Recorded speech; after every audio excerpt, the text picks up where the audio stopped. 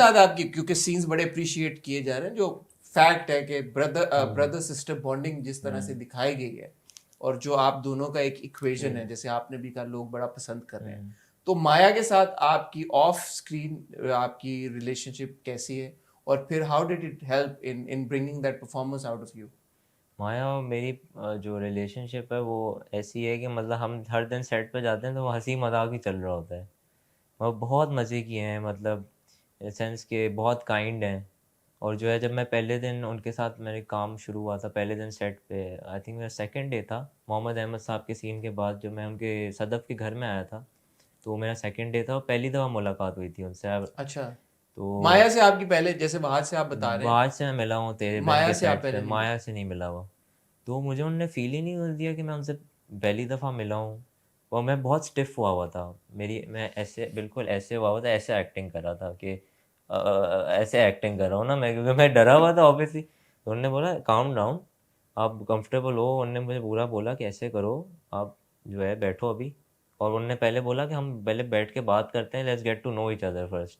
हमने बैठ के बात की, फिर उन्होंने वो इतनी अच्छी मजाक मस्ती की, हमने कंफर्टेबल हुए एक दूसरे का, फिर हमने वो वाला सीन शूट किया।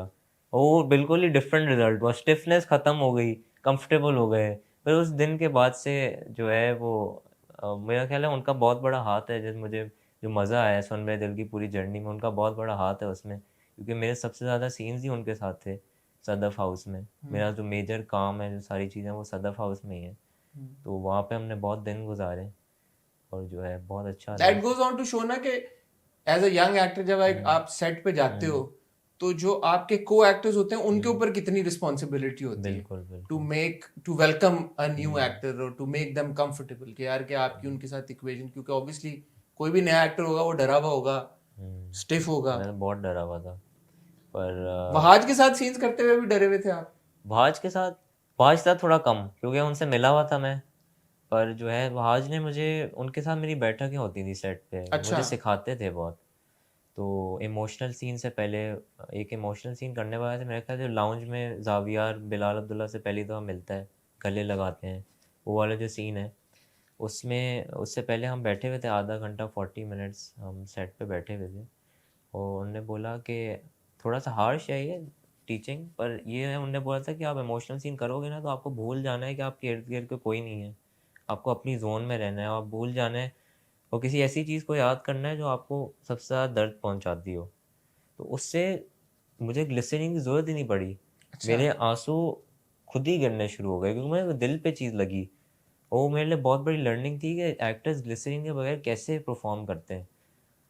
तो ये बहुत बड़ी लर्निंग थी। वो जनरली पर सारा कहते थे कि आईब्रोज किस तरह इस्तेमाल करनी है, आँखों को कैसे इस्तेमाल करना है, क्योंकि वाज तो इतने एक्सपीरियंस है कि पियानो वाला सीन देखा होगा आपने, हम्म। उसमें कोई डायलॉग नहीं था, उनने जिस तरह उसको परफॉर्म किया कि मतलब लोगों के दिल पे लगी जाके। हम्म।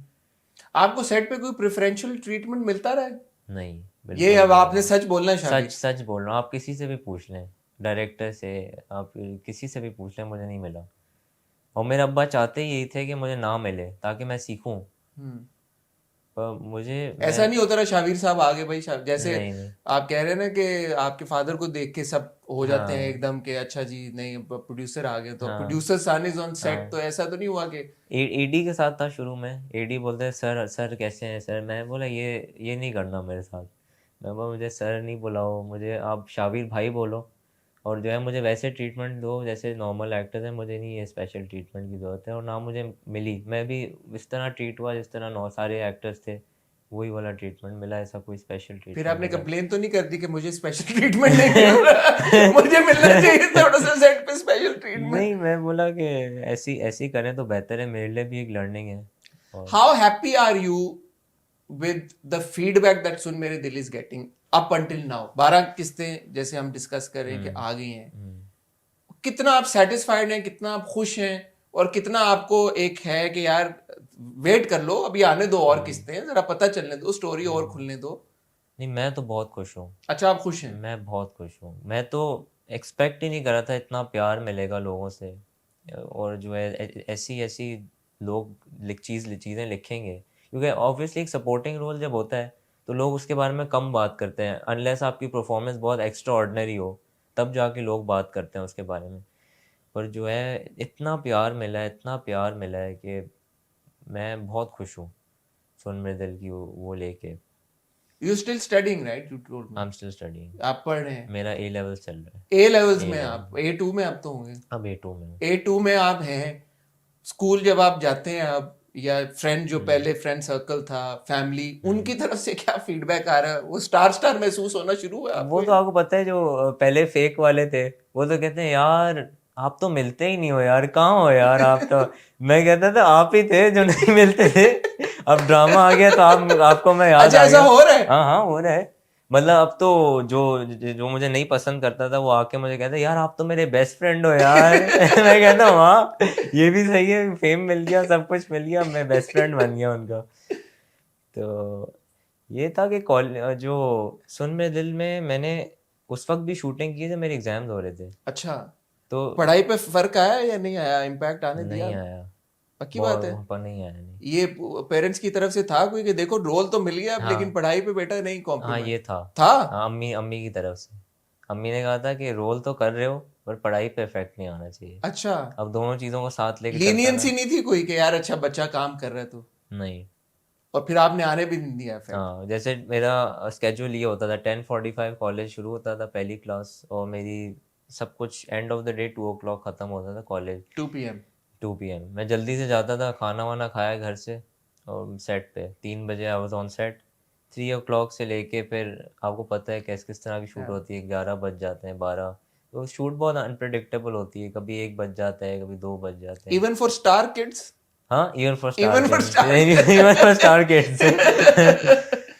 उन्होंने स्टार किड की वजह से नहीं किया सब के यार नहीं नहीं शावीर साहब की नहीं क्लासेस हैं नहीं तो हम ऐसे कर लेते हैं, ऐसे कर लेते हैं? नहीं, मतलब वो था ऑब्वियसली कि मतलब अगर सुबह शूट कर रहे हैं ऑब्वियसली 10 o'clock तो मैं नहीं आ सकता था क्योंकि कॉलेज था। तो ये मैंने थोड़ा सा उनसे कहा कॉलेज था। की वजह हाँ से?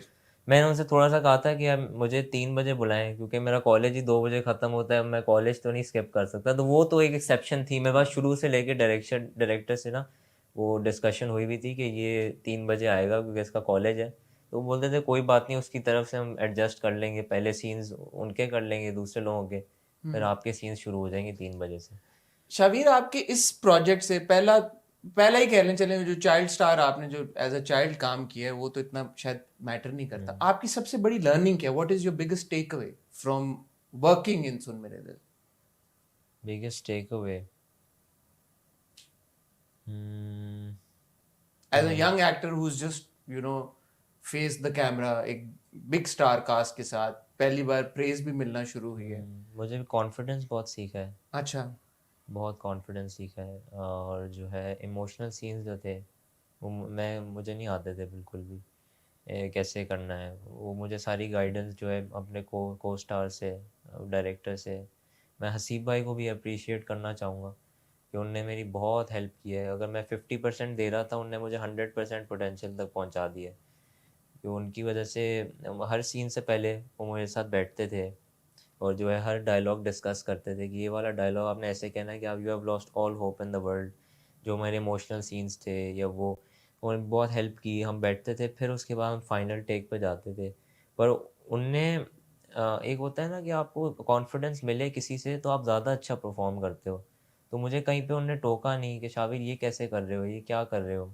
वो हमेशा बोलते थे इधर आओ मैं समझाता हूँ, ये वाला ना डायलॉग ये तुमने सही नहीं बोला, इसको दोबारा कर लो। वो वो चीज़ जब बोलते थे ना और he was kind about it तो वो चीज़ और अच्छी निकलती थी। अब वो वैसे भी कह सकते शाबिर क्या कर रहे हो, ये सही नहीं कर रहे, दिस इज़ नॉट राइट, तो फिक्स दिस। तो उससे बंदा वैसे ही वो उसको होता है यार घबराया हुआ क्या होता है। घबरा जाता है। और मुझे घबराने नहीं दिया उन्होंने बिल्कुल भी। क्या वजह हो सकती है इसकी? नहीं नहीं स्टार किड्स की वजह से नहीं। स्टार किड की वजह से नहीं। इसकी क्या वजह? और मेरे जहन में कोई बात आ नहीं रही। मैंने आपका जहन पढ़ लिया, स्टार किड की वजह से नहीं। अब जिस स्टेज पे ड्रामा है, मैं नहीं चाहूंगा कि आप कुछ स्टोरी ऑब्वियसली गिव अवे करें, नॉट एट ऑल, बट आप ऑडियंस को क्या बताना चाहेंगे कि what more can they expect from your character and also the drama at large? What? मतलब अभी मैं इस पॉइंट पे हूँ कि जहाँ पे अब बिलाल अब्दुल्ला आपके किरदार को लेके जा रहा है भाई आपके ट्रीटमेंट के लिए। तो अब बंदा बोले कि यार